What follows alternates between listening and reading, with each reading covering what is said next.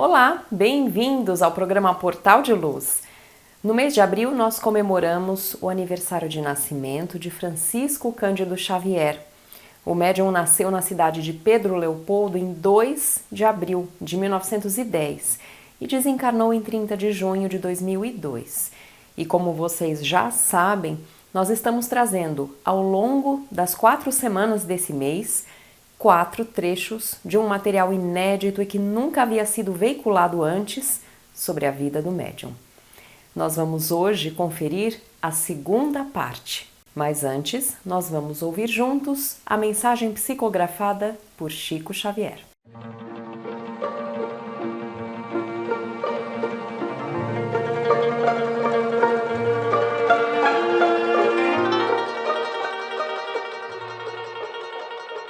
Alegria é o cântico das horas com que Deus te afaga a passagem no mundo.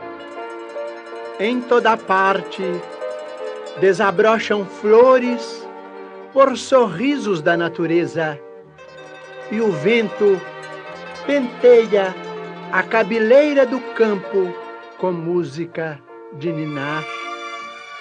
A água da fonte é carinho liquefeito no coração da terra, e o próprio grão de areia, inundado de sol, é mensagem de alegria a falar-te do chão. Não permitas assim que a tua dificuldade se faça tristeza entorpecente nos outros, ainda mesmo que tudo pareça conspirar contra a felicidade que esperas. Ergue os olhos para a face risonha da vida que te rodeia e alimenta a alegria por onde passes. Abençoa e auxilia sempre, mesmo por entre lágrimas.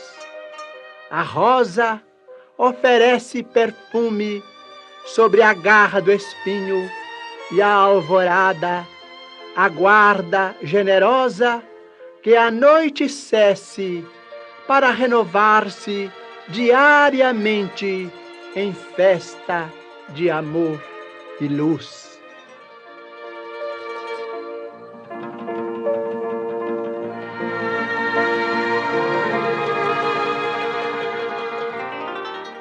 A nossa querida doutora Marlene Nobre, criadora do Portal de Luz e que conviveu por anos com Chico Xavier, gravou um depoimento muito especial sobre ele no ano de 2006, trazendo informações e detalhes sobre o médium. As gravações aconteceram dentro do Centro Luiz Gonzaga, onde Chico começou o seu trabalho mediúnico. Hoje nós vamos ver a segunda parte desse material inédito e a doutora Marlene vai nos mostrar como a mediunidade de Chico Xavier impactou todos ao seu redor desde o início dos trabalhos de psicografia em Pedro Leopoldo.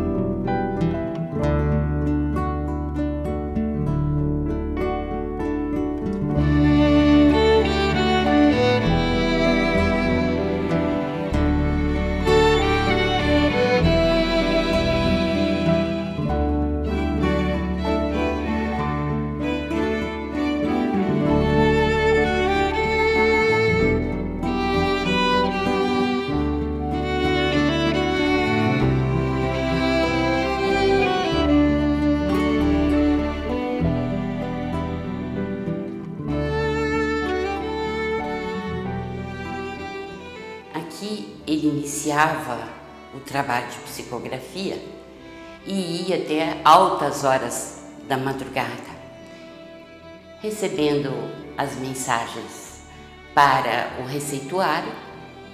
As pessoas colocavam o nome e os espíritos faziam esse receituário, e também as cartas especiais, que naquela época de Pedro Leopoldo ainda não eram assim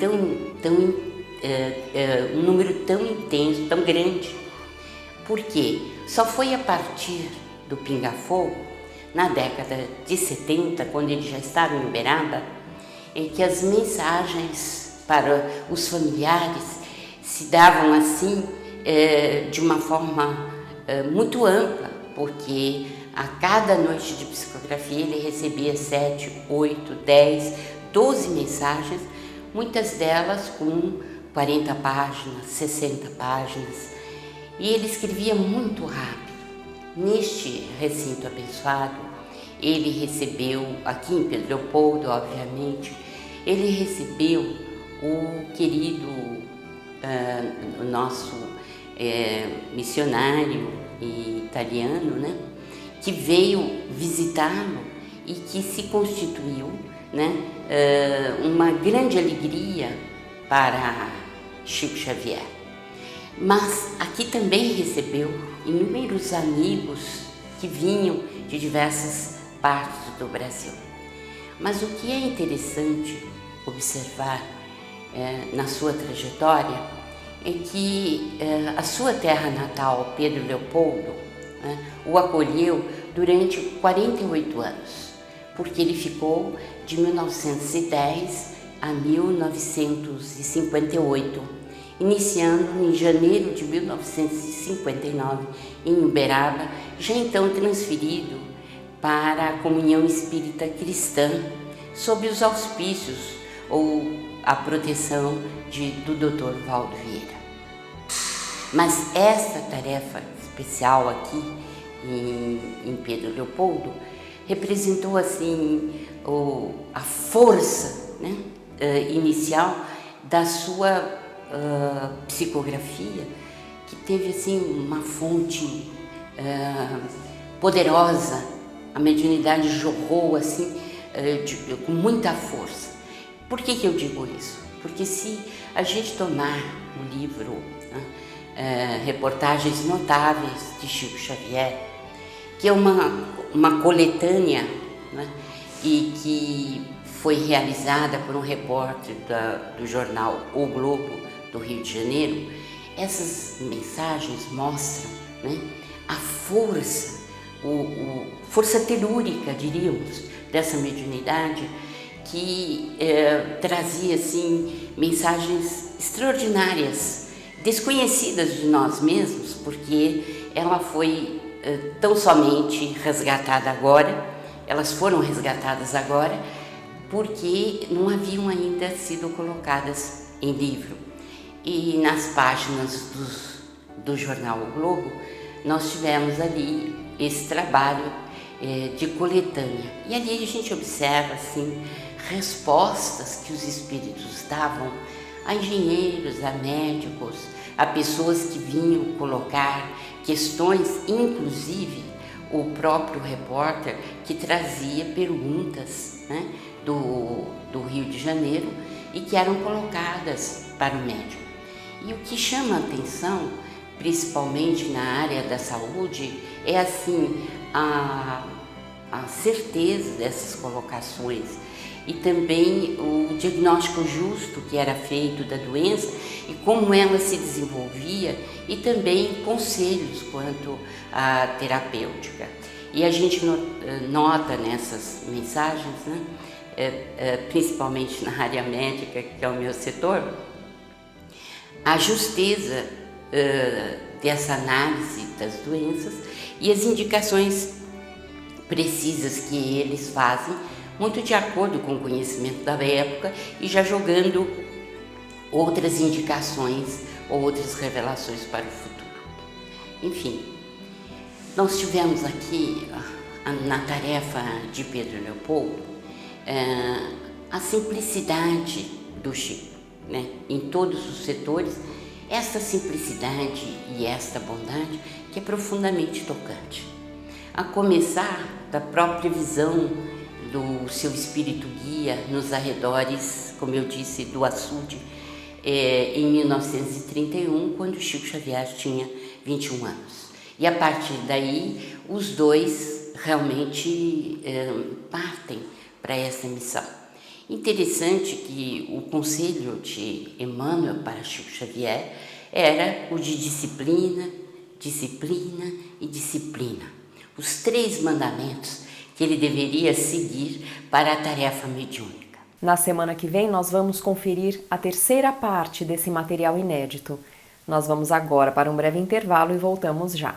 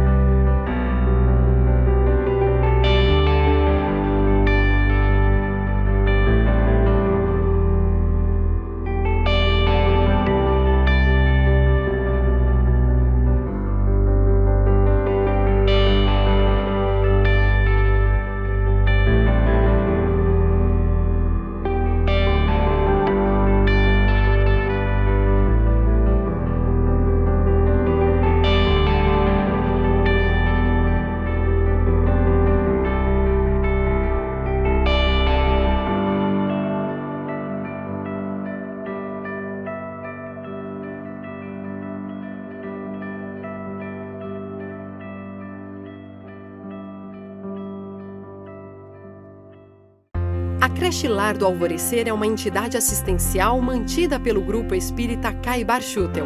Localizada em Diadema, tem como propósito trabalhar pelo desenvolvimento de uma cultura de paz através da educação e da assistência a crianças, jovens e adultos. São 250 crianças atendidas diariamente. Conheça nossas atividades e colabore conosco pelo ideal de um mundo melhor.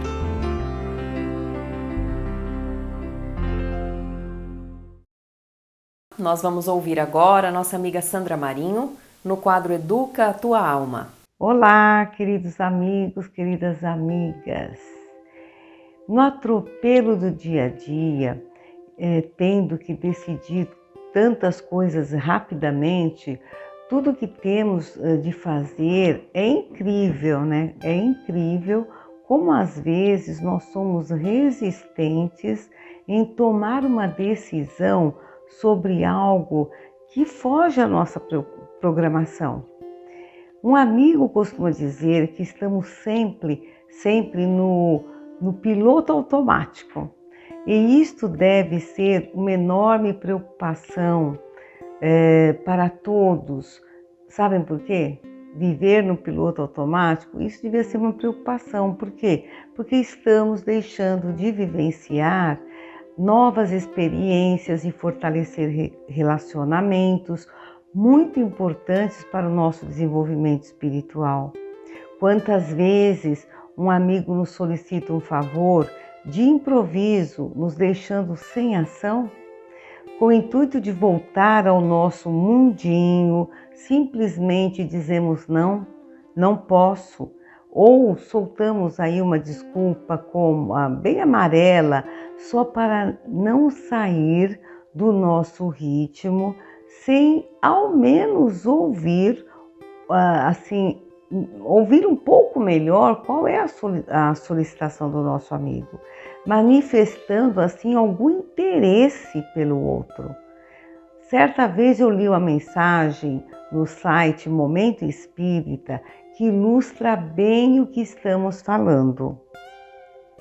Conta que um famoso advogado foi entrevistado. Entre tantas perguntas que lhe fizeram, questionaram o que ele fez de mais importante em sua vida. No entanto, ele falou sobre trabalho que já tinha realizado para pessoas importantes, enfim. No entanto, mais tarde, refletindo no que disse na entrevista, recordou-se de um acontecimento que tirou do fundo do baú e que ele agora concluía ter sido, sim, a coisa mais importante que ele tinha feito na sua vida e que havia acontecido em 8 de outubro de 1990. Ele se lembrou que estava jogando golfe com um ex-colega e amigo de muito tempo que ele não via. E conversaram sobre a vida de cada um. E seu amigo lhe contou que sua esposa tinha acabado de ter um bebê. Continuavam jogando, conversando, quando o pai do amigo chegou de chofre e disse que o bebê estava com um problema respiratório e tinha sido levado às pressas para o hospital. O colega do advogado largou tudo e saiu apressado, entrando no carro do pai em direção ao hospital. E o nosso amigo advogado ficou ali sem saber o que fazer. Seguir o amigo ao hospital, ele pensava, mas ele não poderia fazer nada pela criança, já que estava sendo cuidada por médicos, enfermeiros, enfim. E continuava aquele diálogo íntimo. Talvez pudesse ir até o hospital e oferecer seu apoio moral, mas tanto o amigo como a esposa tinham famílias assim numerosas. Sem dúvida, eles estariam rodeados de familiares e de muitos amigos a lhes oferecer apoio e conforto, acontecesse o que fosse. Enfim, ele pensou e concluiu que a sua presença lá no hospital só iria atrapalhar o andamento das coisas. Assim, ele decidiu ir embora. Foi quando, ao entrar no carro, no estacionamento do campo de golfe, ele percebeu que seu amigo, na correria, acabou deixando o carro aberto e com a chave na ignição, lá no estacionamento. E o advogado finalmente decidiu fechar o carro e levar as chaves para o amigo lá no hospital. Como era de esperar, o casal estava rodeado de amigos e familiares na sala de espera. E ele, sem coragem de interromper, ficou num canto da sala, esperando o momento oportuno para se aproximar.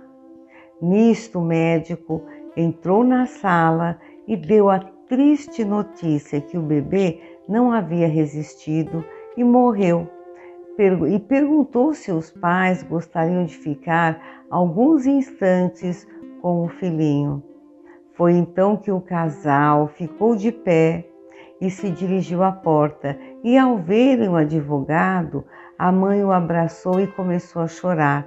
E o pai, seu amigo, o abraçou com força e disse: "Muito obrigado por estar aqui." E o nosso protagonista ficou lá, naquele fim de manhã, confortando o casal amigo que segurava o bebê na última despedida. Ao fim da recordação, nosso amigo pensou: sem dúvida, isso foi o mais importante que fiz durante a minha vida toda. Gente, quantas vezes nós deixamos de ser o ombro amigo para alguém que passa por um momento triste? Deixamos de atender a uma necessidade real de alguém que passa pela penúria e a única coisa que quer é algo para comer?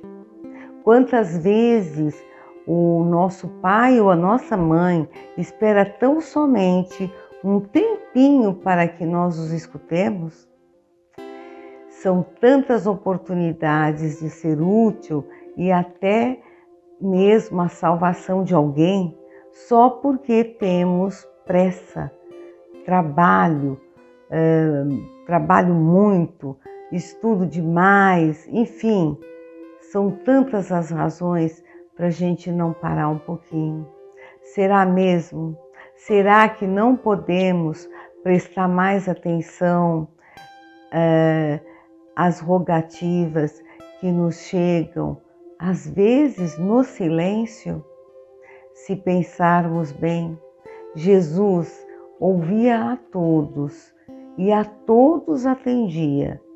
Ele foi o homem que mais coisas importantes fez nesta terra. Pensemos nisso. Um grande abraço e até o próximo encontro. E agora nós vamos ouvir o nosso amigo Maida com o Momento Doutrinário. Olá, amigas e amigos. Como sempre, é uma satisfação muito grande estarmos novamente juntos em mais um Momento Doutrinário. Hoje, convidamos a todos para refletirmos sobre as reflexões do Espírito Emmanuel que estão no livro Mãos Unidas, psicografia de Francisco Cândido Xavier, na lição número 37, intitulada A Estranha Crise. Explica-nos, Emmanuel. O mundo vem criando soluções adequadas para a generalidade das crises que o atormentam. A carência do pão em determinados distritos é suprida de imediato pela superprodução em outras faixas de terra. Corrige-se a inflação podando a despesa. O desemprego desaparece pela improvisação de trabalho. A epidemia é sustada pela vacina. Existe, porém, uma crise estranha e daquelas que mais afligem os povos, e é francamente inacessível à intervenção dos poderes públicos, tanto quanto aos recursos da ciência nas conquistas modernas. Referimos-nos à crise da intolerância, que desde o travo de amargura, que sugere o desânimo, à violência do ódio, que impele ao crime e vai minando as melhores reservas morais do planeta com a destruição de muitos daqueles mais belos empreendimentos humanos. Para a liquidação do problema, que assume tremendo vulto em todas as coletividades terrestres, o remédio não se forma de quaisquer ingredientes políticos e financeiros, por ser encontrado tão somente na farmácia da alma, a exprimir-se no perdão puro e simples. O perdão é o único antibiótico mental suscetível de extinguir as infecções do ressentimento no organismo do mundo. Perdão entre dirigentes e dirigidos, sábios e ignorantes, instrutores e aprendizes, benevolência entre o pensamento que governa e o braço que trabalha, entre a chefia e a subalternidade. Consultem-se nos fóruns, que são autênticos hospitais de relações humanas, os processos por demandas, questões salariais, divórcios e desquites, baseados na intransigência doméstica ou na incompatibilidade de sentimentos, reclamações, indenizações e reivindicações de toda ordem.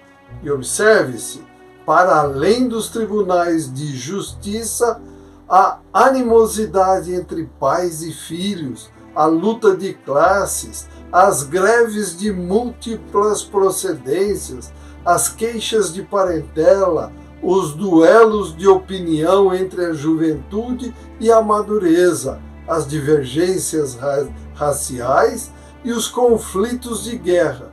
E então verificaremos que ou nos desculpamos uns aos outros na condição de espíritos frágeis e endividados, que ainda somos quase todos, ou a nossa agressividade acabará expulsando a civilização dos cenários terrestres. Eis porque Jesus, há 20 séculos, nos exortou a perdoarmos aqueles que nos ofendam, pelo menos 70 vezes 7, ou melhor, 490 vezes. Tão só nessa operação aritmética do Senhor resolveremos a crise da intolerância, sempre grave, em todos os tempos. E conclui Emmanuel: repitamos, no entanto, que a preciosidade do perdão não se adquire nos armazéns, porque na essência, perdão é uma luz que irradia, começando de nós. Amigas e amigos, como sugere Emmanuel, vamos de forma contínua e constante colocar em prática o hábito do perdão. Para tanto, vamos orar e vigiar os nossos pensamentos, buscando sempre a fraternidade e a caridade. Boas reflexões, agradecemos pela companhia e convidamos a todos para que continuem a acompanhar o Portal de Luz e que compartilhem esses nossos estudos nas redes sociais. Desejamos muita saúde, paz, equilíbrio e amor no coração. Até o próximo encontro. Fiquem com Deus. Estamos encerrando por aqui. Se inscreva no nosso canal e acione o sininho para receber as notificações de todos os nossos programas, aulas e estudos de obras da doutrina espírita. Muito obrigada e até a próxima!